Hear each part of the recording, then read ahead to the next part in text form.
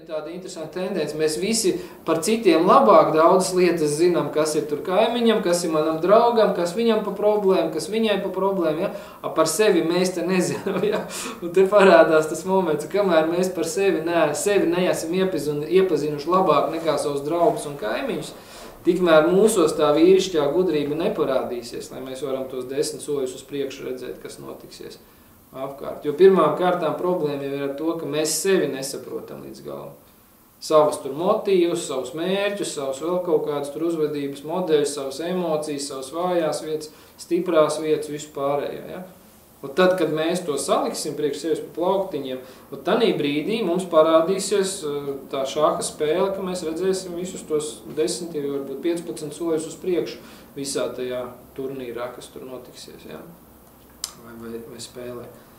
Nu tā, īsumā, tāpēc tas ir tas, uz ko būtu vēlams tiekties, un pa lielam tas, ko mēs šitajos apļos daram, ir arī tas, ka mēs mācamies sevi iepazīt. Ja jūs paskatīsieties tos jautājumus, uz ko mēs te runājam, atbildam un tā tālāk, jūs paši par sevi viņus uzdodat.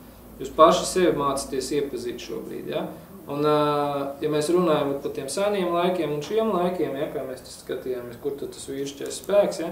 Tad šajos laikos vīrišķais spēks vairs neslēpjas muskuļi, protams, kādreiz arī vajag tur muskuli un vēl kaut ko, bet šobrīd ir vīrišķais spēks tieši tajā mentālajā stāvoklī vīrieši, ja, tajā spējā iekšā atrasties mierā un apkārtējo pasauli pārvaldīt pēc saviem principiem un ieskatiem. Un tur ir parādās tas vīrišķais spēks. Pārvaldīt šodienas pasauli ar spēku vairs nevar, šodien tikai ar prātu var pārvaldīt, jo mēs dzīvojam prātīgā sabiedrībā. Jā, vairs nespēcīgā, jā, tur un tā tālāk, bet prātīgā. Mēs esam pat pazaudējuši godu, cieņu un visu pārējās kvalitātes, jā, kam būtu jābūt. Tad palicis ir tikai vēl prāts, pie kā mums pieturēties, lai mēs varētu strādāt, operēt šodienas sabiedrībā. Jā, vēl ir palicis prāts vīrietim, ar ko viņš vēl var kaut ko ietekmēt šajā pasaulē. Prāts, lai mums darbotos pietiekami asi, konkrēti, saprotoši, mums ir jāiepazīst sevi. Tikai tad mēs sapratīsim, kā mūsu visu tās zemapziņas mehānismi darbojas, kā mūsu prāts darbojas. Un tā, nu, protams, labi, ja vēl tas cēloņu seku likumsakarību līmenī mēs sāktu uztvert pasauli. Jā, tas jau būtu vēl labāk.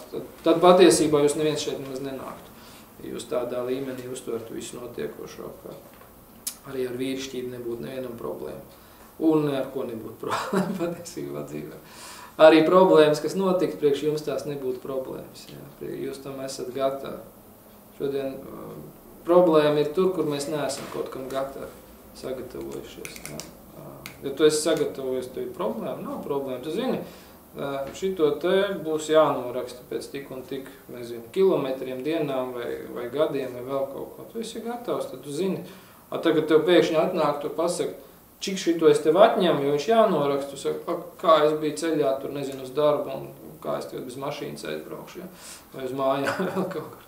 Tā vienkārši gatavība un viss. Tad vīrietim jābūt gatavam visām lietām. Tāpēc arī kopas tiesībās te runāja sievietes vienmēr domā, ka viss būs labi, vīrietis ir vienmēr gatavs uz vissliktāko scenāriju dzīvē. Tā, katram ir savs uzdevums dzīvē. Ar ko jānodarbojas.